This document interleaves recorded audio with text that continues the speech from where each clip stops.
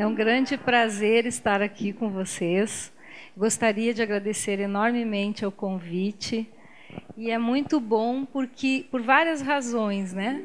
E uma delas é poder tratar de um tema de tamanha grandeza. E um grande desafio, eu confesso, fazer isso em 15 minutos. Mas eu vou tentar. Então, essa foto eu escolhi para a gente começar a refletir, né? Primeiramente, o que significa a questão da intergeracionalidade. E, nesse contexto, a gente pensar como trabalharmos as questões éticas em uma sociedade que está se transformando, que está se modificando, e onde envelhecer é algo muito novo. Nós, no Brasil, nós imaginávamos que seríamos eternamente um país jovem. E hoje, a nossa realidade nos mostra que isso não é mais assim. Então, como nós vamos nos comportar enquanto sociedade? E aí a questão ética passa a ter uma grande relevância. Próximo, por favor. Então, só para ilustrar, esse é um gráfico demográfico, né, um gráfico que nos apresenta o perfil demográfico e nos coloca que em 1980 nós tínhamos essa pirâmide aí, onde o ápice está ali, 80 anos ou mais, né, mostrando um pequeno número de pessoas que tinham essa idade. No entanto, se a gente olhar no ano 2000, e agora atualmente pelos dados do último IBGE, a gente vê que essa pirâmide não é mais uma pirâmide. Ela está se transformando e nos apresentando uma realidade diferente, como eu coloquei inicialmente, onde nós vamos ter uma expectativa de vida muito maior. Nós vamos chegar, muitos de nós vão chegar aos 100 anos e até viver mais que 100 anos.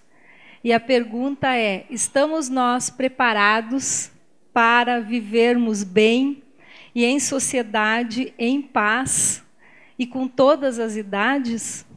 Então, essas são questões que a gente vem trabalhando. E quais são os instrumentos que nós temos para que a gente possa contribuir positivamente para a construção dessa sociedade? Olha só como nós seremos se nós continuarmos crescendo, né, em termos populacionais, né, nessa faixa etária de 60 anos ou mais. Em 2030, nós teremos essa conformação aí. Nem está tão longe. Então, e nós temos outros grandes desafios, porque no nosso país nós temos ainda uma grande desigualdade social que nos remete a uma desigualdade na obtenção das oportunidades de se viver bem. Então, nós vamos ter vários tipos de velhice no nosso país. E isso é importante. Então, antes da gente discutir as questões éticas que estão imbricadas em tudo isso, a gente tem que pensar quem somos nós, né? Então, o que é considerado geração? As gerações, elas não são apenas um coorte demográfico. Não é apenas a idade que conforma uma geração. São vários aspectos. Claro que se a gente tem pessoas, um grupo com a mesma idade, provavelmente vivenciaram experiências, né, muito semelhantes em alguns aspectos, isso conforma uma geração. Mas não apenas o fator idade. E muitas vezes nós não nos damos conta do que é o ciclo da vida. Nós nascemos bebês, né? E depois nós crescemos, atingimos a vida adulta, temos objetivos que muitas vezes nos fazem com que a gente inverta as nossas prioridades. E aí a gente envelhece. E a velhice não é algo que a sociedade hoje esteja totalmente preparada para discutir. Por quê? Porque hoje, mais do que uma fase de vida, ser jovem virou um estilo de vida. É bom ser jovem. Ninguém gosta de ser chamado de velho. A gente photoshopou a palavra. Terceira idade, melhor idade, e a gente foi adjetivando as coisas por medo de envelhecer. Porque nós não conhecemos, de fato, a velhice. que é uma fase, sim, maravilhosa, com todas as suas limitações, assim como as demais fases também apresentam essas limitações. E aí a gente vai ter uma sociedade com todas as idades. Nós vamos ter bebês, nós vamos ter gente jovem, adolescente, gente adulta, gente velha. E que bom ser velho, porque não é todo mundo que consegue chegar a isso. Então nós temos velhos, graças a Deus, né? E o que é que acontece, então? As gerações, elas são conformadas por relações familiares, e a gente está tendo a estrutura familiar hoje muito diversa. As gerações conformam-se entre os amigos, entre pessoas que convivem, colegas de trabalho, vizinhos, grupos de esporte, artes, culturas, agremiações científicas, enfim, uma série de fatores. E implicam, sim, em estilos de vida, modos de ser, modos de saber e fazer, a questão dos valores, das ideias, os padrões de comportamento. Eu canso de ouvir, mas no meu tempo. Que tempo? O seu tempo é agora, seu coração está batendo, você está pensando, você faz parte da sociedade, portanto, o seu tempo é agora, né? Independentemente da sua idade, você tem que manter a sua autonomia, que é o seu poder de decisão frente à vida. Isso faz com que a gente repense muitas coisas. E uma das coisas é a questão da tecnologia. Ninguém mais do que os velhos atuais presenciaram tamanhas modificações tecnológicas. Por quê? Porque eles viram a televisão nascer e hoje está globalizado, inclusive o conhecimento de uma forma massificada que dificulta em alguns aspectos o nosso conhecimento e a nossa reflexão crítica, analítica sobre a vida e sobre a sociedade. Então, se por um lado temos a informação, o que é muito bom, por outro, somos massificados muitas vezes e não temos tempo para pensar e assimilar-se de forma mais profunda o que isso significa e como a gente vai se apropriar de uma forma benéfica dessas informações que são veiculadas. Então, comporta também a questão da memória. É muito bonito esse resgate da memória, né? O sujeito ele não nasce hoje, ele tem uma vivência. Então, quando ele tem essa vivência, essa memória, ela deve ser respeitada e valorizada por nós e pela sociedade. A questão das lendas, dos tabus, dos mitos, enfim, as questões religiosas são muito importantes, porque elas também fazem parte do ser, da história da humanidade, e por isso devem ser colocadas em pauta, lado a lado, à ciência e ao desenvolvimento tecnológico. Então, a intergeracionalidade, se gerações são tudo isso, e tudo isso tem que estar na nossa discussão, no nosso pensar, a intergeracionalidade vem sendo colocada já há algum tempo como um conceito que se vive, que se aplica à vida cotidiana, é uma forma de aproximação entre as gerações, para que a gente possa melhor compreender e buscar solidariamente soluções aos problemas que envolvem todas as faixas etárias. Então, eu fico muito triste quando eu vejo alguns autores colocar no livro que o envelhecimento é um problema social. Não é um problema, é uma conquista. É uma conquista, talvez a maior conquista que a medicina conseguiu até hoje. É nós vivermos muito, vivermos mais e vivermos melhor. Então, essas são questões que a gente tem que rever. O agir comunicativo é o pano de fundo para tudo isso, por isso eu acredito no diálogo.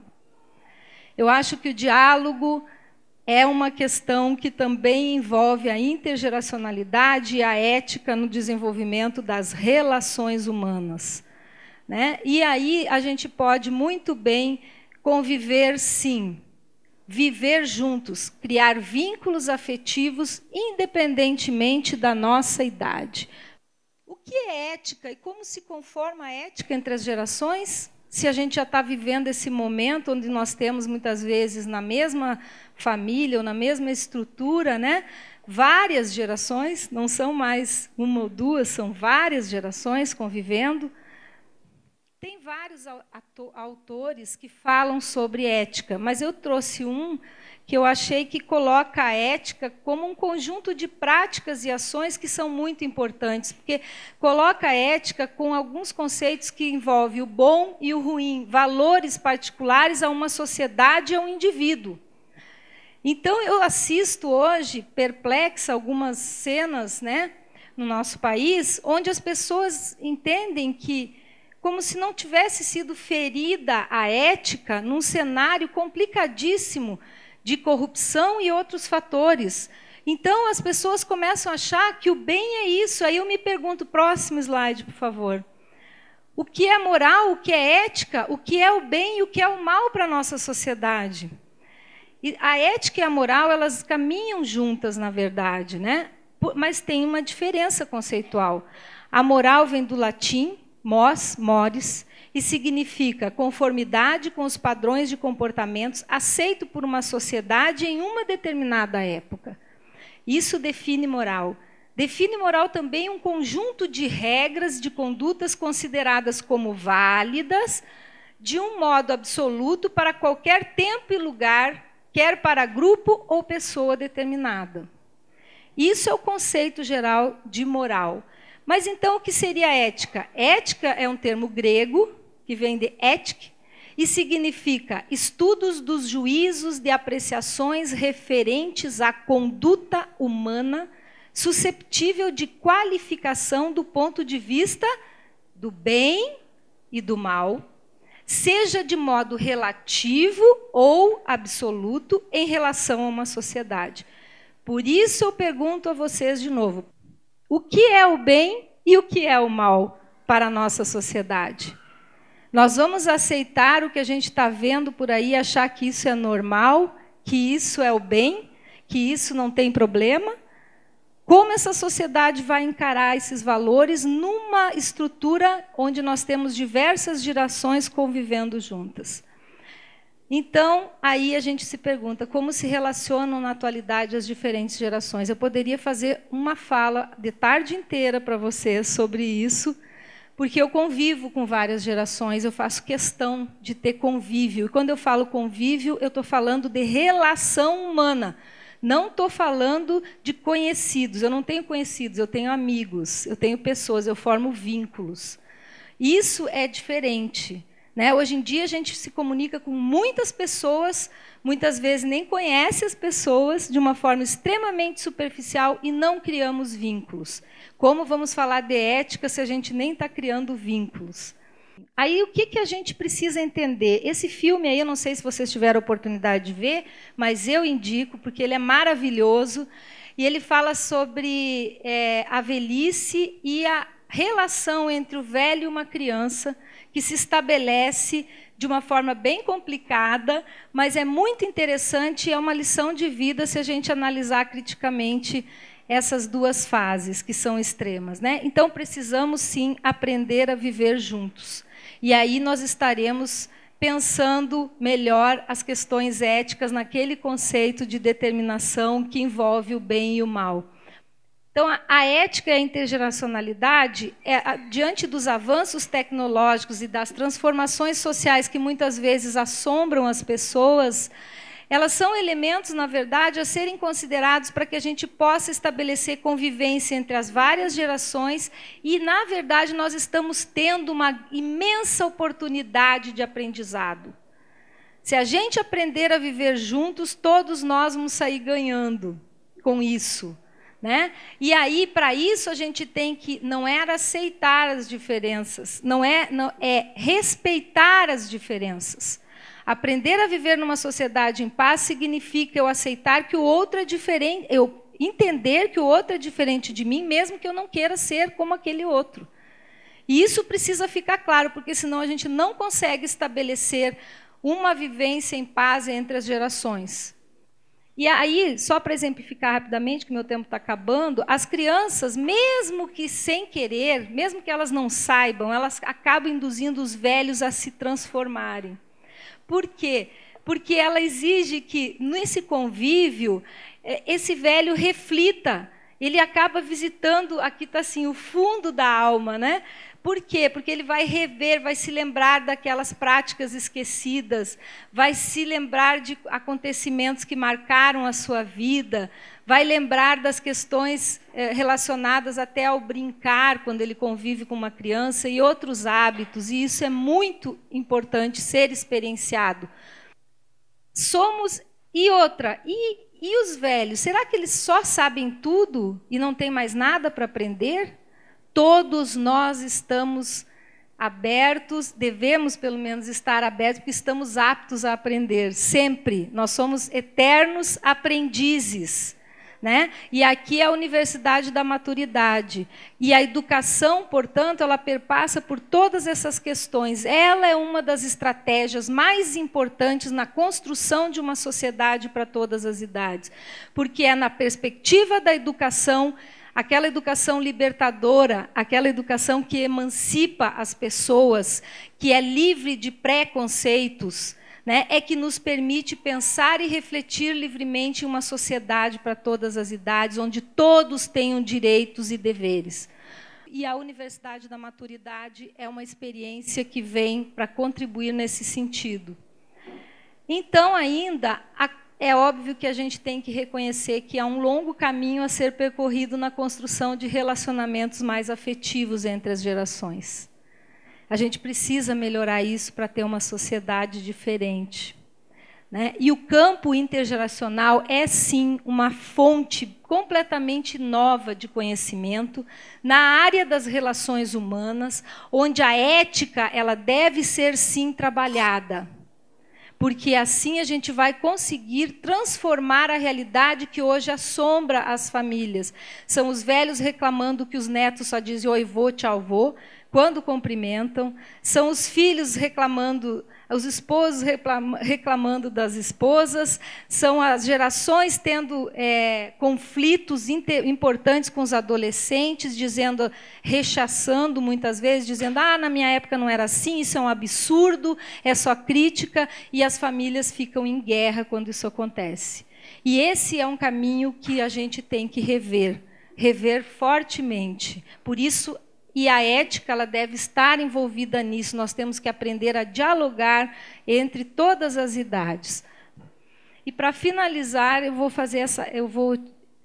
usar Fernando Pessoa, vou pedir licença a ele, né, para deixar uma mensagem para a gente pensar um pouquinho nesse tema, que diz o seguinte: é fácil trocar as palavras, difícil é interpretar os silêncios.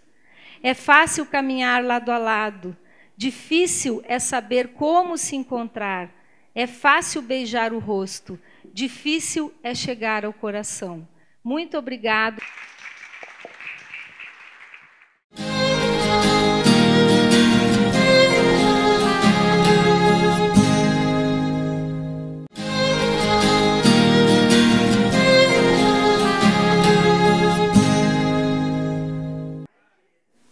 Devo dizer que é imensa a minha alegria de estar aqui nessa tarde quente, para nós conversarmos sobre questões tão profundas e tão sérias.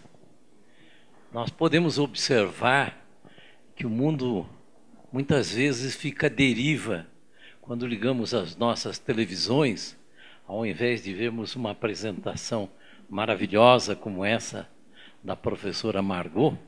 Não, é tiroteio, é sangue, é tanta coisa. E não é porque o mundo seja mau e só aconteçam coisas más nesse mundo. Não, o mundo é muito belo e acontecem muitas coisas maravilhosas, mas não mostram essas coisas maravilhosas. Eles nos dão como nutrientes para as nossas almas, para as nossas mentes, para os nossos corações, o que há de pior na sociedade. E o que há de pior na sociedade já é fruto de uma sociedade injusta, de uma sociedade que precisa exatamente dos valores positivos, dos valores de amor, dos valores de ética, dos valores mais altos. Quer dizer, para uma sociedade que precisa desses valores mais altos, o que é dado como nutriente físico, emocional, mental, espiritual, não tem sido o melhor. E esse é um dos pontos que todos nós almejamos um mundo melhor, não temos que examinar como enfrentar isso.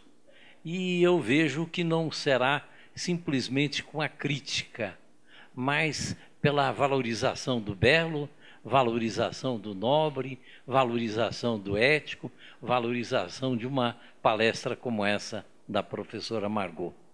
Eu devo até dizer que eu tenho um pouco de dificuldade de falar, porque eu ainda estou na palestra dela. Eu ainda estou raciocinando, estou digerindo as coisas maravilhosas que ela nos trouxe aqui e tenho que interromper esse processo mental para poder falar alguma coisa aqui a vocês todos nessa tarde.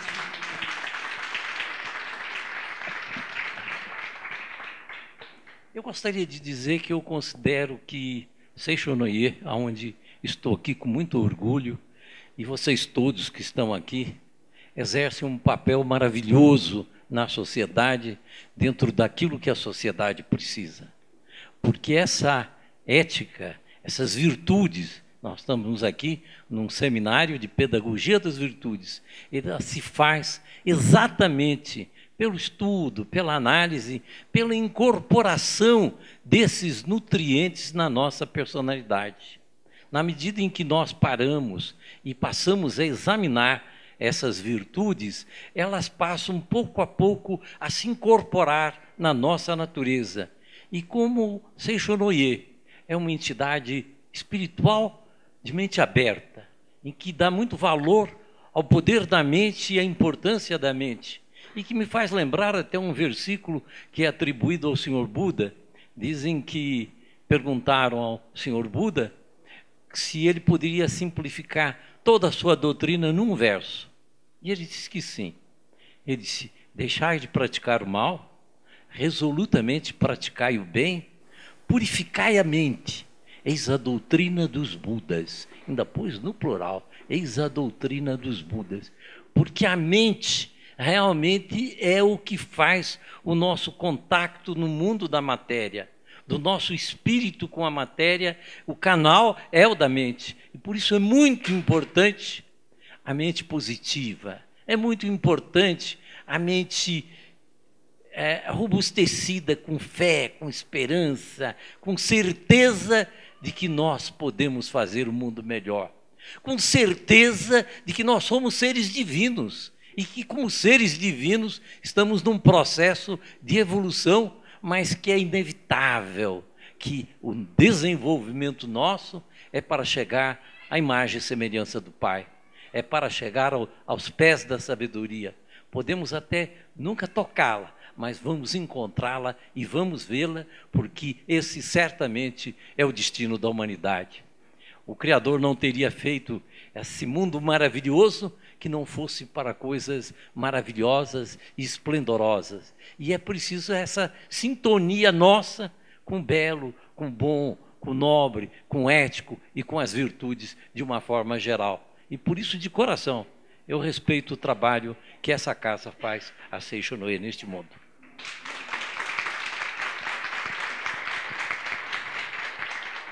O tema geracional, ele sempre me traz algumas ideias que são muito fortes na minha mente. Eu, especialmente conversando com os mais jovens, eu vejo que eles não têm muita percepção daquilo que eu chamo de responsabilidade geracional. Por que responsabilidade geracional? É porque nesse processo evolutivo, cada geração tem uma responsabilidade. A geração de nossos antepassados, de nossos bisavós, no meu caso até de meu bisavô, de um avô, ela é uma geração que trabalhou pela abolição dos escravos. Por quê? É uma coisa material? Não, é espiritual. buscar a abolição dos escravos, acabar com a escravidão, uma vez que não há pior dano que se possa fazer a uma criatura do que tirar a sua liberdade, é algo da mais alta espiritualidade. E os nossos bisavós lutaram para que os costumes fossem transformados. E isso se conseguiu não propriamente pela lei, como algumas pessoas podem imaginar, que foi Maria Isabel quando assinou a Lei Áurea, que deu a liberdade aos escravos. Aquilo foi o epílogo material de uma luta secular, de uma luta de milhares de pessoas que tinham o mesmo espírito que se tem aqui dentro da Seixonoye, pela libertação dos escravos para uma vida livre, para uma vida digna. Então era a responsabilidade daquelas gerações. A geração dos meus pais, a geração de meus avós e ainda a minha geração, mesmo porque eu faço parte do rol dos idosos. Eu tenho 82 anos de idade. E às vezes eu até penso que me chamaram porque precisavam de um velhinho na mesa. Isso é de brincadeira. Não ia perder a piada, né? A gente perde o amigo, mas não perde a piada. Mas os meus pais, a minha geração, lutou pela igualdade das mulheres dentro desse mundo. E que é uma conquista, e olha que coisa absurda. A história toda da humanidade, toda a história, nós vivemos como a mulher sendo inferior ao homem. Uma coisa insana, uma coisa sem qualquer justificativa, sem qualquer lógica. No entanto, essa foi a realidade. E então eu vejo a responsabilidade da geração que trabalhou nesse sentido. Mas nós que estamos vivos aqui hoje, nós correspondemos à geração presente. E a nossa geração tem responsabilidade para com o mundo. Eu, às vezes, penso até que se nós, seres humanos, não chegarmos a uma loucura de até destruir o planeta, destruir a humanidade conforme ela está aí, mas que, de qualquer forma, passado 1000 anos, 2000 anos, e os antropólogos, os arqueólogos forem estudar o planeta e as civilizações anteriores, eles podem parar no nosso século, século XXI, e dizer assim, olha, não é bom estudar muito esse século. As pessoas que habitavam o planeta eram bárbaros. Eles destruíram as florestas, destruíram os rios, destruíram os aquíferos, poluíram o ar, acabaram com a camada protetora do nosso... Fizeram guerras intermináveis, fizeram uma guerra mundial, uma segunda guerra mundial. No século XX morreram mais 100 milhões de pessoas. E entram no século XXI ainda em guerras, ainda com países que são colocados no abandono. Que se nós temos uma responsabilidade geracional. E eu acho que a responsabilidade geracional nossa, que é o ponto que eu quero insistir nesse momento, é de trabalhar pela paz. Mas trabalhar pela paz, ela tem que ter uma dimensão muito ampla para nós imaginarmos. Primeiro é a paz entre nós. Nós temos que ser amor, nós temos que vivenciar amor entre nós. Nós não podemos viver uma vida que falamos intelectualmente de amor, mas estamos ali cutucando um, o outro, falando mal do outro. Nós temos que vivenciar isso, nós temos que ser amor. Nós temos que verificar que não tem sentido isso que aí está, de guerras ainda no momento de hoje, de povos tendo que fugir de guerras. E como é que se muda isso? Se muda pelo poder do pensamento. É pelo poder do pensamento. É pela mente, pela egrégora mental que nós vamos fazer. E que todos nós, e que essa instituição e os que participam dela fazem de uma forma brilhante. Nós temos que mudar a mentalidade do mundo. A mentalidade do mundo tem que ser outra. Nós não temos que simplesmente dar amor. Nós temos que ser amor. É diferente. Ser amor é um estado de ser. É que nem o sol. O sol não escolhe, eu vou iluminar o sábio, vou iluminar o inteligente, vou iluminar o bondoso, mas não vou iluminar o bandido. Porque Para a divindade não existe isso de bandido. E nós somos a fagulha, nós somos a semente de Deus, nós somos microconsciências divinas, nós somos a própria divindade, mas em potencial, para ser desenvolvida, para ser expressa. Mas a nossa raiz é a própria divindade.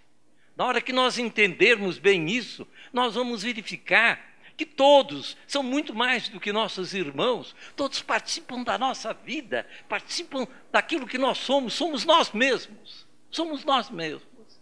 E nós podemos, com essa mudança de mentalidade, estou voltando novamente à palavra mentalidade, que importa em mudança de costumes, importa em mudança de valores, importa em mudança de paradigmas, criar o paradigma do amor universal. Primeiro, temos que compreender ter a consciência da responsabilidade individual, que a nossa geração tem que ter essa consciência da responsabilidade de cada um de nós, porque o mundo é a soma de todos nós. E dentro dessa responsabilidade individual, dessa consciência coletiva, criar a consciência coletiva da amorosidade universal. Quanto pior for a pessoa na sociedade, mais ela merece o nosso amor, mais ela merece o nosso carinho, porque ela está mais perdida, é a que está mais perdida de todos. E nós, dentro da nossa postura na sociedade, claro que vamos, como o sol, devemos amar a todos, mas temos que ter um carinho muito maior por aquele que está perdido. Me faz lembrar de minha mãe, que me ensinou a rezar todas as noites. Ela nunca me levou para ser batizado em nenhuma religião, mas ela me ensinava a rezar. Ela me fazia primeiro rezar um Pai Nosso antes de dormir, depois rezar pela humanidade, depois rezar pelos enfermos e finalmente rezar pelos prisioneiros. E ela dizia assim: nós os chamamos de marginais, mas como regra eles foram marginalizados. Eles fazem parte da maior parte daqueles que compõem a humanidade e que foram abandonados. Devo dizer que, para mim, falar em pedagogia das virtudes, eu tenho que falar na minha mãe. Porque minha mãe, para mim, foi o exemplo de virtude. Ela que nunca me levou especificamente para nenhuma igreja, ela me ensinava coisas como essa. Eu, pela minha idade, convivi com a Segunda Guerra Mundial. Quando a Segunda Guerra Mundial terminou, eu tinha 12 anos de idade. Na minha casa, nós dávamos as mãos e rezávamos pela paz universal. E minha mãe dizia, meu pai estava junto, mas quem usava da palavra mais expressiva era minha mãe. Ela dizia assim: nós não vamos pedir a Deus a vitória dos aliados. Isso não se pede a Deus. Nós vamos pedir a Deus que Ele ajude a construir na mente dos homens, no coração dos homens, a paz universal.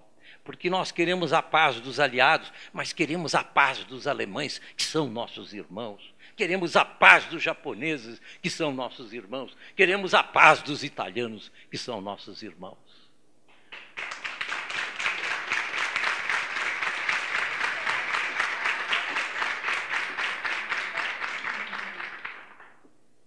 E quando ainda bem menor, quando tinha meus 4 anos de idade, minha mãe dizia assim: filho, eu não quero que você, quando cresça, vá ser uma pessoa muito importante, muito rica, um grande qualquer coisa. Eu quero que você seja grande, mas um grande benfeitor da humanidade. Eu nem entendia muito bem o que ela queria dizer, mas era no sentido de direcionar o coração da gente daquilo diferente que está na nossa sociedade, que se ensina assim: você tem que se preparar para competir, porque a vida é uma competição, você tem que competir com os outros. Não, nós temos que nos preparar para bem servir, nós temos que buscar o conhecimento para bem servir e não para nos servir.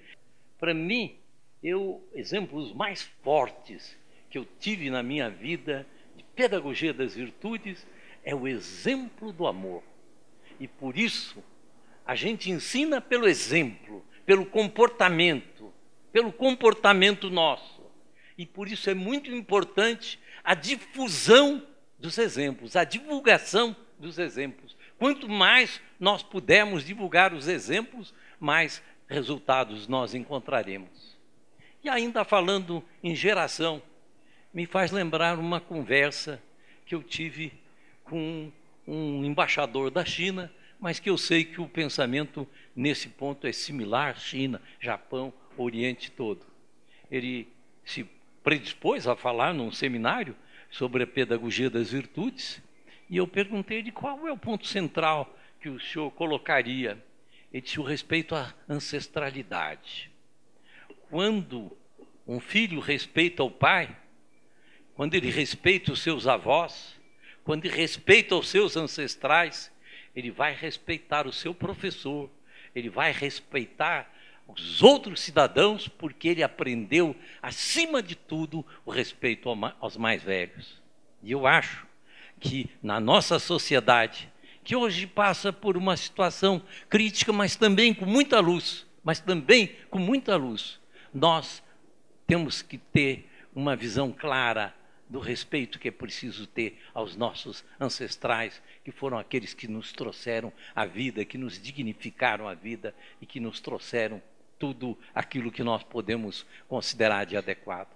E eu complementaria com uma história que também faz parte da minha vida e da minha mãe.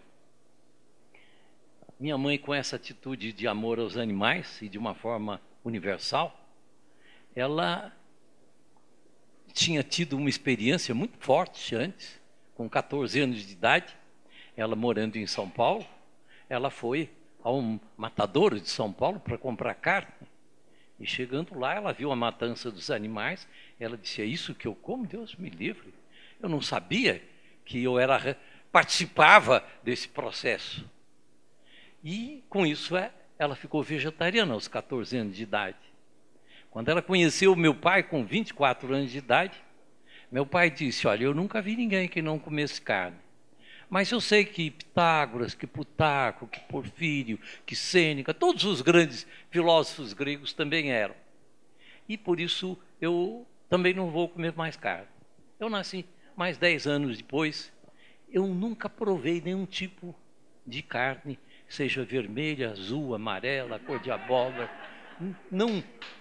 Nunca provei.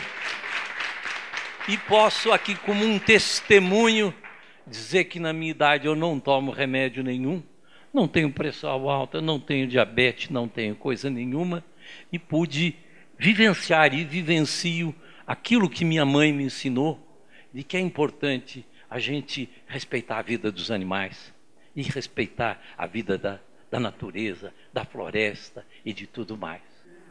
E eu acho que é importante, já que eu falei que nós temos que ser amor, a gente saber o que é ser amor. Ser amor não é utilitário.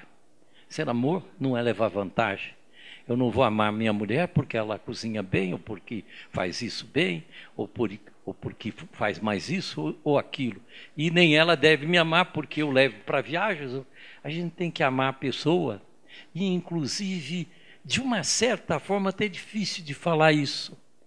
Ter carinho com as suas dificuldades. Ao invés de estar criticando, não, olha isso assim, não, olhar com carinho, como que eu posso ajudar para que essa minha irmã, meu irmão, meu companheiro, meu amigo, meu funcionário, meu chefe possa superar. Enquanto nós não estivermos na posição de servir ao outro, nós estaremos na posição de nos servir. Isso faz a diferença total. E a pedagogia das virtudes, para mim, é nós percebermos de que cada geração tem sua responsabilidade.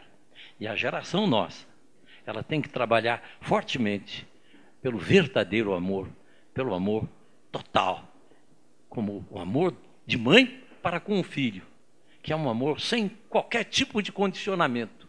É amor puro, não que vá bater palma para os seus equívocos, mas a sua postura é de amor, amor e só amor.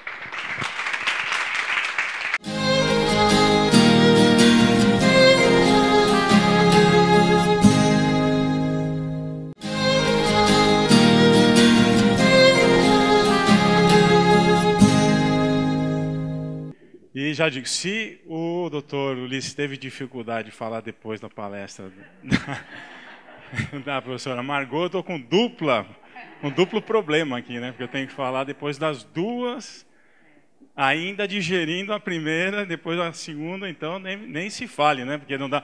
Aí ele pega pesado quando eu falo das mães, né? Porque e eu fico revendo essa questão das gerações também. Nós somos como educador, não é?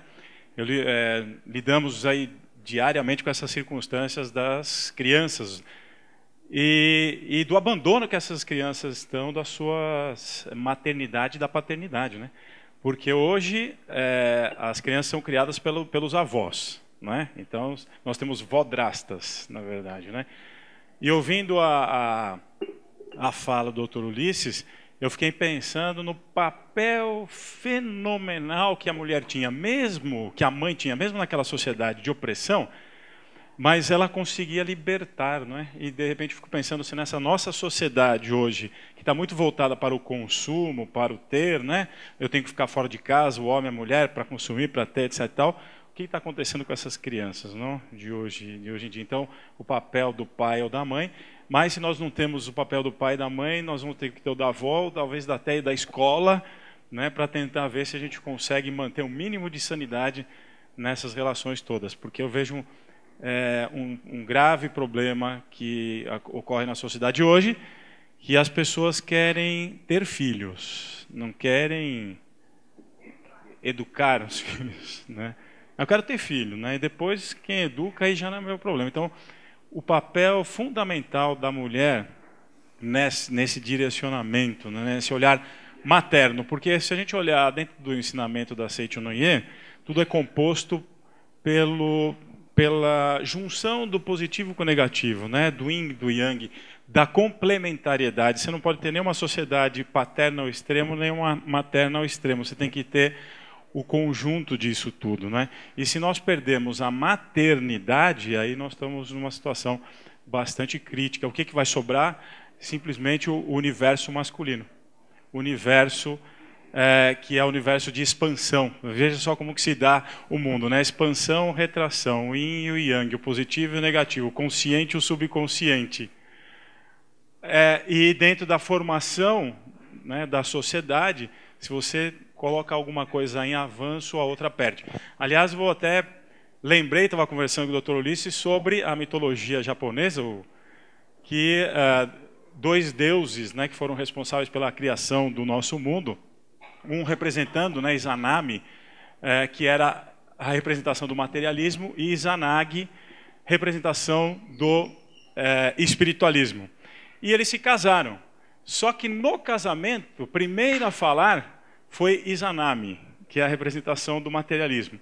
E quando eles tiveram um filho defeituoso. Pensem. Não é? Se o materialismo é o primeiro a falar, todos os seus filhos serão defeituosos. Essa é a ideia da espiritualidade da mitologia japonesa, não é? Onde o materialismo dá a primeira palavra, não dá para você construir uma sociedade em harmonia. Por isso que a espiritualidade precisa se renovar, precisa sair um pouco daquele templo único, não é? E fechado, e sair de uma ética, como falou o Dr. Ulisses, da salvação individual para entrar num processo da salvação coletiva. Na minha prosperidade, porque tinha esse discurso, né, gente? Né? A minha prosperidade, a minha casa, o meu carro que eu conquistei, eu mentalizei, eu fiz isso, eu fiz aquilo. Então, será que a espiritualidade tem que servir a isso ou tem que servir a todos prosperamos, todos crescemos, não é isso? Acredito que sim. E já que meu tema foi ética entre gerações na questão da pedagogia e também em relação à questão, vou falar mais do processo da criança e do adolescente, eu vou fazer já aqui um exercício que eu gostaria de fazer uma avaliação, uma verificação com vocês para ver se ocorre em Brasília o que acontece no resto do Brasil e outros lugares do mundo. Serei agora o professor de vocês do infantil. Vocês agora são todas criancinhas do infantil, combinado? Tá bom? Ah, legal. Então chegou o tio Marcos, tá? Ainda é tio, né? O Paulo Freire não gostava do tio, mas tudo bem. Bom dia, turminha. Bom dia. Não são. Reprovados. Criança vai lá assim, tão fraco assim, desse jeito. É bom dia, professor. Tá ainda vivo o negócio, tá? Vou voltar. Volta a fita, por favor. Isso, voltou. Bom dia, turminha. Bom dia, professor. Quem é feliz aqui? Quem é alegre aqui?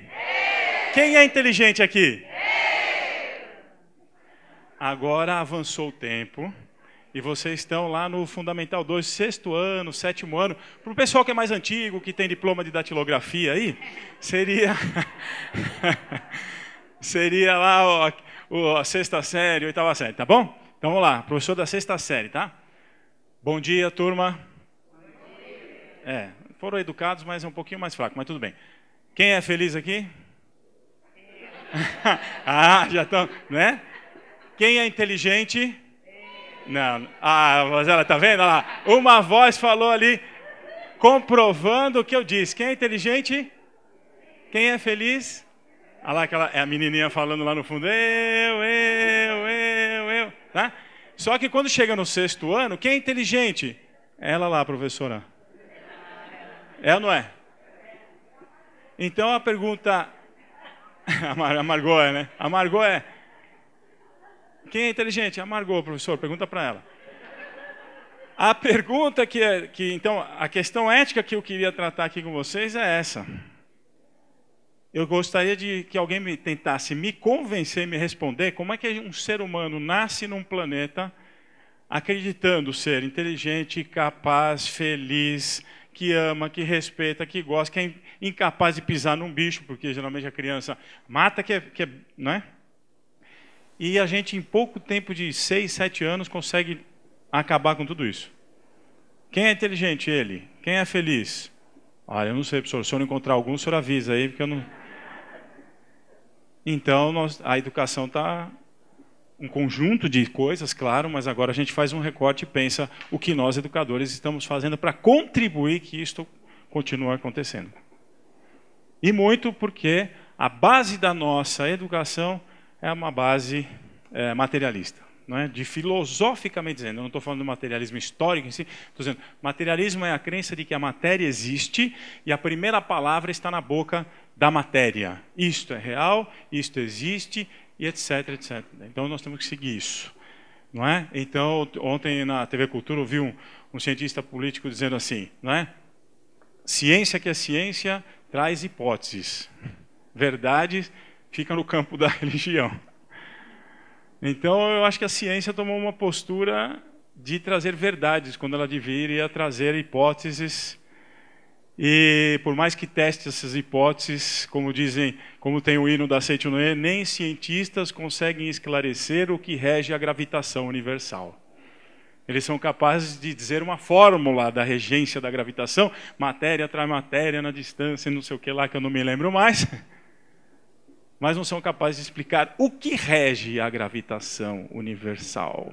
E num mundo onde não há dúvidas, não há ciência. Será que a ciência se esqueceu? Esqueceu-se disso aí? Sei lá, não é? Vamos lá, vamos usar até as nossas transparências. Vamos avançar uma próxima aí, pode dar mais um cliquezinho.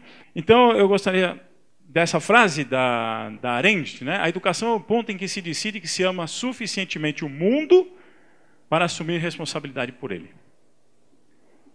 Então, não se pode dizer que eu amo meu filho, eu amo minha filha, eu amo meu aluno, se eu não assumo responsabilidade sobre ele, se eu terceirizo a responsabilidade por ele. E também os educadores não podem dizer, olha, a responsabilidade não é minha, é da família, a responsabilidade não é minha, é da sociedade, a responsabilidade não é minha, é do cérebro dele que tem um defeito, porque agora descobriram, né, que toda criança tem um defeito no cérebro que precisa ser medicado com uma medicação X, que eu não vou falar o nome, né, que irrita, né, isto, a tal chamada Lina, né, acho que é alguma coisa assim, né, tem uma senhora chamada Lina que irrita a Lina, né. Então, tem que medicar todas as crianças do planeta, de repente, do nada. Porque se eu tivesse vivido na atualidade, com certeza eu ia ser um medicado. Que eu não me adaptava à escola, não gostava do que se fazia na escola. Tinha vários amigos meus que eram assim, eu me lembro até hoje. Coitados, ainda bem que nós nascemos na geração anterior. Então, essa fotografia é para a gente dizer o seguinte. Nós perguntamos alguma vez para este grupo assim, como eles gostariam de ser tratados? Será que algum educador diz, olha, como é que vocês gostariam? Ou será que a gente já chega com a fórmula pronta e diz, é assim que vai funcionar, esses são os métodos, esse é o currículo, esse é o conteúdo a ser dado, essa é a maneira como se ensina. Será que perguntamos como se aprende? Como a pessoa gosta ou deveria aprender? Esta é a questão da afetividade que eu gostaria de colocar aqui. A afetividade não é ficar fazendo carinho, mas é conhecer o outro, o ponto de vista do outro, para dar o atendimento ao ponto de vista do outro. E hoje a própria ciência já diz, o que nós estamos fazendo dentro das salas de aula não é ciência. Até a ciência diz isso. Então não se ensina do jeito que nós estamos querendo ensinar. Até porque, conversando com alguns amigos que são psiquiatras, psicólogos, eles dizem, essa escola que nós temos hoje é para formar narcisistas. Ou para colaborar com o narcisismo, uma vez que você cria seres que estão separados, isolados entre si. Vocês sabem que a Coreia deu um grande salto na área de educação, não é? Qual a hipótese número 1? Que sempre se levanta? Investimento financeiro. O que apontou as investigações, as pesquisas, em relação ao motivo do salto coreano? O confucionismo. Ah, mas por que o confucionismo? Porque é uma religião? Não, porque o confucionismo ensina a viver em grupo, ensina a compartilhar, ensina a trabalhar junto.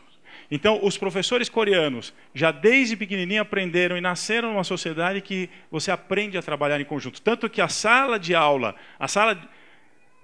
dos professores na Coreia, não é aquela sala do café, onde, olha, fale de tudo, né, Yara? Menos me fale de aluno aqui dentro. Né? Não me fala do 32 do 5º ano, hein? Nem do 27 do 7º ano. A sala coreana é a biblioteca. Dá para perceber um pouco da diferença ou não? Onde eles se juntam e dizem, olha, e aí, nossa, eu estou com um problema, quem que me ajuda a resolver? Peraí, eu tenho um esquema aqui, eu fiz um negócio com o aluno tal, aquele lá, a gente podia... nós podíamos. O que vocês acham? Diferente ou não da nossa? Quem é educador aqui, quem é educadora? Diferente ou não é? Muito diferente, não é? Vamos lá. Então, ninguém perguntou para essas carinhas aí, né? O que vocês querem, queridos? Né? O que vocês estão precisando da gente? Não, não. Nós temos a fórmula, sabemos como educar, deixa com a gente, tá? Deixa com a gente que a gente resolve. A Sentinela, então, tem essa coleção dos livros A Verdade da Vida, que tratam da educação. 13, 14, 25, 26, 30 e 40. São os livros da coleção A Verdade da Vida, em que o professor Masaru Taniguchi tratou de educação. Lá na década de 60, 50, 60 e 1970, ele escrevia sobre educação, e se vocês lerem com calma, vocês vão ver como ele estava radicalmente contra esse tipo de modelo educacional que nós vivemos hoje. Eu acho que eu trouxe uma frase lá no finalzinho dele, que ele inclusive diz assim, né, que os alunos que deram mais trabalho, os piores alunos, os que mais problemáticos, é que se tornaram os melhores seres humanos, os mais corajosos. Tá? Então, a ética da Seichonen é, eu e o outro somos um. É isso que compõe a nossa visão ética. Se eu e o outro somos um, nós temos que, como o Dr. Ulisses falou, viver em, não viver para. Viver para o amor, não. Viver no amor. Essa é a questão ética da Seichonen que nós devemos levar para a escola como uma pedagogia da sensibilidade, da ternura, né, do compromisso. Então, nós temos aí duas cosmovisões, a espiritualista e a materialista, e a Seichonen, então, tem a base dela na espiritualista, mas na espiritualista monista. O monismo na Seichonen significa a única força real existente é o bem. O mal é a ausência do bem. Nós não temos essa visão maniqueísta, dualista, de que tem duas forças antagônicas lutando uma com a outra. Nós temos uma visão, é o bem. Acontece que, quando nós projetamos o bem numa tela de tempo e de espaço, ele pode sofrer distorções, essa luz pode sofrer uma distorção dependendo do quê? Da lente mental de cada ser humano. Por isso que o movimento da Seichonen, a gente considera um movimento de expansão da consciência, onde as lentes mentais vão sendo aprimoradas a ponto de cada vez a projeção ser mais perfeita. Para quem estuda o cristianismo, Gênesis capítulo 1, e Deus viu que tudo era muito bom. E encerrou por aí. Não tem nenhuma parte que diz, olha, tinha uma falhinha. Quando chega o Gênesis 2, que é a projeção do muito bom, a coisa só complica quando o ser humano vai para a ideia de tentar entender o que é a ciência do bem e do mal, ou seja, o confronto. E aí, quando come a fruta da ciência do bem e do mal, ou seja, existem duas forças antagônicas, é que começa, então, foi expulso do paraíso e teve que ganhar o pão com o suor do rosto. Ou seja, começa, então, a peregrinação do ser humano para voltar para o paraíso de onde nunca saiu. Porque dizemos aqui na Seitianoye que o paraíso não é um lugar para onde vamos, o paraíso é um estado mental. Tá? Então, essa visão nos leva, essa visão Izanami, né, separatista, nos leva ao isolamento, ok? Que é a visão materialista de mundo na mitologia japonesa, então representada pela civilização Izanami, que nós estamos vivendo agora, tá certo?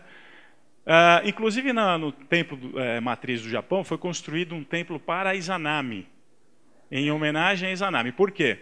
Porque para o professor Masaru Taniguchi era um portal onde a civilização Izanagi pode recuperar Izanami e trabalhar em conjunto. Aliás, a deusa que nasceu depois desse primeiro deus que nasceu defeituoso é a Amaterasu, que é a deusa da iluminação, da luz, que ilumina tudo. E vocês sabem o que aconteceu com a Amaterasu? 2 demônios muito invocados, porque a Amaterasu estava levando muita luz para o mundo, capturaram a Amaterasu, levaram para uma caverna e trancaram ela e botaram uma pedra, e o mundo se fez escuro. E a civilização não sabia o que fazer, os anjos se reuniram e disseram, agora, como é que nós vamos fazer? Tem dois demônios guardando as entradas da caverna com a Amaterasu, o que a gente faz? Então, vamos dar uma festa, olha só, bem nossa brasileira, deve ser aqui o que aconteceu isso. Vamos dar uma festa. E pegaram uma tigela, botaram de boca para baixo, botaram uma deusa nua, dançando, e eles começaram a bailar, a cantar. E aí os guardiões da caverna pensaram, mas peraí, no meio dessa escuridão toda, com esse sofrimento, eles ainda fazem festa e dançam, vamos ver o que está acontecendo. No que eles saíram para ver o que estava acontecendo, 2 anjos tiraram a pedra e a deusa Amaterasu voltou a iluminar o planeta. Está aí a mitologia aqui, que representa o vaso voltado para a boca para baixo, de boca para baixo, é o esvaziamento da mente apegada, do medo, da raiva, do ódio, é esse esvaziamento. E a festa, a alegria, etc. Então vai acontecer no Brasil, gente, esse negócio, né? Certo? Vamos tirar a pedra já, tá? Vai depender de nós aqui, nós estamos fazendo esse trabalho, tá bom? Então, a educação atual é muito baseada no pensamento do Emile Durkheim, né? Pode ir, né? Eu não vou entrar em detalhes aqui, depois vocês podem fazer uma pesquisa, ainda tem muito dele na educação atual. O professor Masaru Taniguchi, ele gostava muito do exemplo do Tolstói, que foi uma pessoa que investiu muito na criança, ele avançou além um pouco da questão do Rousseau. E também outra referência é o Alexander Neal, que também tem uma visão de criança, de investir na criança, de ouvir a criança, de acreditar na criança ou no adolescente, não é? De dar liberdade para que eles estudem e cobrar. Então foram exemplos que eu estou deixando aqui para vocês irem atrás, pesquisarem a respeito dessas 2 visões de educação que, de certa forma, o professor Masaru Taniguchi admirou. De certa forma, eu fiz uma tabelinha aqui para dar uma visão para vocês a respeito da visão materialista. Materialista, que eu estou dizendo, é que acredita que a matéria tem existência real, verdadeira, não é? Então, essa visão materialista, ela divide. Enquanto a espiritualista vai procurar unificar. O que divide? É só você pensar na sala de aula.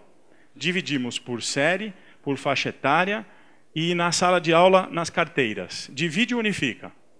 Divide. Não dá para você querer uma sociedade que trabalhe junto se desde criança eu aprendo a ficar isolado. Quando muito, vamos fazer um trabalho em grupo, gente. A professora está passando um trabalho em grupo. A gente pega a forma 5. Eu leio, você xeroca, você decora o texto, você apresenta e o 5º paga todo, o negócio todo. E você trabalha em grupo? Não é. Mas pergunta, vamos fazer diferente. Ninguém sabe como fazer diferente. Por quê? Porque a gente não vive. O ser humano não aprende no sermão. Aprende na vivência. Eu não gosto muito de ficar falando demais, porque isso aqui é meio sermão, né? Era bom que a gente estivesse vivendo as coisas que nós estamos falando aqui, mas aí depois fica a tarefa de casa, vocês vão viver o que for falado nas 3 apresentações. Então a criança é uma tábula rasa, a criança possui potencialidade infinita, não é? O materialismo busca o controle do comportamento e a visão espiritualista busca a autonomia a partir da liberdade e da confiança. Claro que tem... Nós consideramos essas teorias, mesmo que tenha vindo de cientistas A, B ou C, como espiritualistas nesse sentido, não é, professor? Porque nós acreditamos que isto é espiritualidade, não é? Porque, mas que religião que fala isso? Bom, todas as religiões, na essência, dizem isto aqui. Testes e exames como instrumento e técnica de avaliação. Nós acreditamos na avaliação global do desenvolvimento do ser humano. Global. Uma criança entra na escola agressiva, violenta, os professores fazem um belíssimo trabalho, 2 anos depois está trabalhando em conjunto, está harmoniosa, ninguém valoriza esse trabalho. Não, mas quanto que ele tirou? Quanto que ele tirou de nota de física, de química, de biologia? Mas todo o trabalho que foi feito em cima de uma melhora de comportamento, de um trabalho feito em cima dessas questões emocionais, quando que nós vamos valorizar isso numa escola que só sabe apresentar um boletim com as notas e os códigos das matérias? Ou então assim, né, minha filha, pai, tirei 8 em ética. É verdade isso que eu vou falar. Eu cheguei para ela e falei, estou muito feliz, agora não sei se eu estou triste pelos 8, se eu fico feliz pelos 8 que você tirou, pelos 2 que você não tirou. Porque eu gostaria de saber em que você não é ética. Que nós precisamos consertar isso. Como é que um ser humano tira 8 em ética? É um absurdo, a escola dá 8 em ética. Eu não pude ir lá na escola, porque minha filha, você não vai na escola, porque senão eu ia chegar o professor de ética e falar, o senhor me explica onde é que ela não é ética. Porque eu me preocupo, porque 2 a menos em ética pode causar o que nós estamos vendo aqui, não é, professora? Mas foi só 2, tá, que eu tirei de ética, né? O piloto de avião tirou 5, né? Tirou 10 na hora de decolar o avião, 5 na hora de aterrissar. Ou 0, né? Pior ainda, né? Tirar 10 na decolagem, 0 na aterrissagem, média 10, passou. 10 levantando o avião, 0 na hora de aterrissar, média de passar era 5, ele passou. Você voa com um cara desse? Então, a escola é isso. A escola é isso. Se você aprendeu na média, você passa. Centralização do processo. Na visão espiritualista, nós criamos condições para que cada um se torne responsável pelo processo, não só dele, mas também do outro. Quer dizer, o outro está aprendendo também, meu amigo está aprendendo, meu amigo está... Vocês já, por exemplo, quando estavam mal de matemática, de português, pediram ajuda para um colega? Foram salvos por um colega na hora assim, que ele ajudou tal, a fazer isso? Eu sempre pedi ajuda para os meus amigos. Não para colar, né? Vocês estão já pensando na cola. Estou pensando anterior à cola. A escola usa pouco isso. Pouquíssimo isso. Não é? Concepção da escola como espaço artificial, preparatório para a vida futura. Não é assim que os educadores falam? Nós estamos preparando para a cidadania. Nós estamos preparando para o amor. Olha só, gente, nós estamos educando para a paz. Veja só, se cabe na cabeça de alguém educar para a paz. Eu não consigo entender. Tá, um dia, né? A criança tem que ser educada na paz, em paz, no amor. E aí ela, vivendo isso, ela vai conseguir reproduzir. Na fala do Dr. Ulisses, nós vimos claramente isso. Educação, nós aprendemos uns com os outros mediados pelo mundo, Paulo Freire.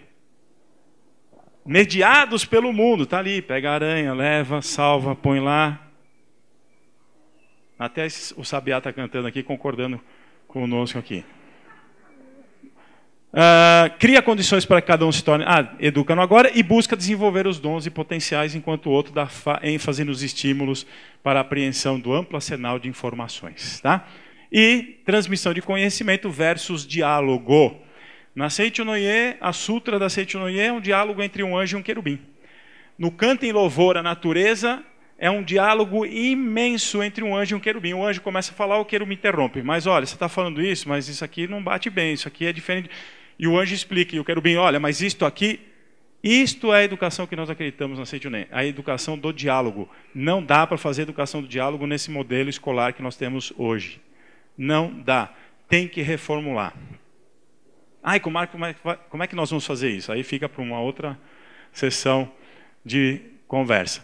O que diz o Rifkin, então, agora eu vou entrar, o que a Seitounê tem feito em relação a essa questão de ética entre as gerações. O Rifkin diz aí que os maiores problemas que nós temos no mundo é em relação à educação que nós estamos recebendo. O professor Masaharu Taniguchi, né, pode ser?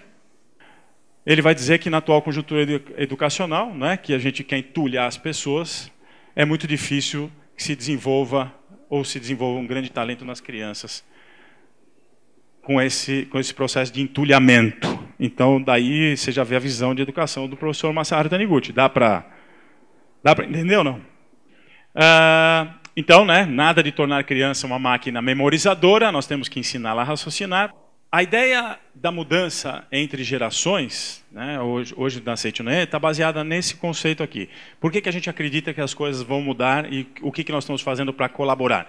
Além da reformulação da sala de aula, que nós estamos trabalhando fortemente nessa questão, apoiado em vários lugares aí, eu tenho feito trabalhos no Ministério Público no Rio Grande do Sul, no Rio de Janeiro, nós estamos vendo muita gente trabalhando em cima desse processo de reestruturação da sala de aula, da escola como um todo.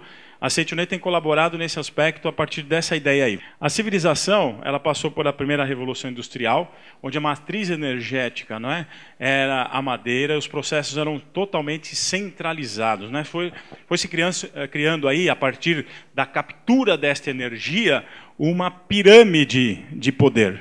Tá? Nós somos seres que capturam energia, né? A gente come, isso é captura de energia. Tá certo? O transporte utilizando energia, aqui nós estamos utilizando energia é vital. O Rifkin defende que essa ideia piramidal surgiu a partir dessa estrutura do controle das energias. A segunda revolução baseada no petróleo e nas comunicações ainda assim centralizadas. Então a estrutura piramidal do poder do mundo ficou baseada na estrutura do petróleo e das comunicações centralizadas, a TV, o rádio, os grandes conglomerados. O que a gente está vendo hoje que os professores não gostam, mas deveriam gostar? A energia agora começa a ter um novo patamar e a internet começa a botar a sociedade em rede. Hoje eu converso, e vocês também, com gente do Brasil inteiro, não é? Eu saio de um lugar, é reunião com todo mundo, ou seja, você não perde esse contato. Então, olha, Marcos, nós estamos com um problema aqui. Antes disso, o que acontecia? Você montava um projeto lá, vinha para cá, acabou. Você não sabia como é que estava o andamento lá, você não dava suporte. Então, eu dou suporte até para o Rio Grande do Norte há 2 anos. A gente está montando um festival, e tal, vamos fazer assim, faz assado, tal. E agora com esse negócio de WhatsApp, pelo amor de Deus, né? Aí a gente ficou... Eu tenho os bons hábitos de desligar, etc. e tal, então eu mantenho a minha regra, né, para não me envenenar com esse negócio, senão você fica envenenado. Mas, de qualquer forma, a sociedade está se comunicando em rede. Já conheço muita gente que não assiste mais televisão. 5% das casas dos Estados Unidos não tem mais televisão. Tá? No Brasil, está começando essa história de não ligo mais, se eu quiser alguma coisa, eu busco informação onde eu quero, na própria rede, etc. Tal. E isso, então, está tirando o poder central da informação, embora exista muito controle ainda, né? E as energias renováveis, todo mundo pode ter o seu painel solar e vender e comprar energia. Os carros elétricos podem ser abastecidos pela energia que está produzindo na sua própria casa. E você começa, então, segundo o Rifkin, a diluir o poder centralizado e criar uma sociedade de rede. E aí, então, que a Seitounê termina aqui, né, mostrando para vocês o escritório que a Seitounê construiu, tirou uma sede do Japão em Tóquio. Corajosamente podia ter vendido a área, porque era uma área extremamente nobre, do lado do trem, em Harajuku, local, transformou num parque. E olha a palavra do professor Masanobu, para que os insetos e os pequenos animais voltem a povoar aquela área e tenham o seu espaço em Tóquio. E construiu esse escritório no meio da floresta, usando madeira certificada, painel solar. Essas pedras que vocês estão vendo embaixo é que fazem a função de esquentar ou resfriar o ambiente interno. Não há ar-condicionado, não precisa de ar-condicionado. Um escritório com 180 funcionários que ficou 8 meses sem comprar 1 kW de energia no Japão. E o Rifkin diz assim, o Brasil é a Arábia Saudita da energia renovável. Sabe o que isso significa, não é? Tá bom? E vamos para terminar. Aqui uma outra foto, né, do escritório da floresta, porque nós acreditamos que a convivência ela tem que ser real. Ou seja, estou fazendo isso porque estou deixando de matar animais com a poluição do petróleo, estou deixando de poluir rios, estou deixando de centralizar o poder, por isso que nós estamos trabalhando e mostrando a nossa forma de viver em harmonia com a natureza, tá bom? Vamos ver ali, né? Essa é uma foto do interior. E terminamos aqui, né, perguntando a vocês. Perguntamos a eles o que eles gostariam de aprender e de viver. Quero agradecer então a oportunidade de estar aqui com vocês, tá bom? E estamos à disposição. Também muito obrigado aos nossos queridos palestrantes.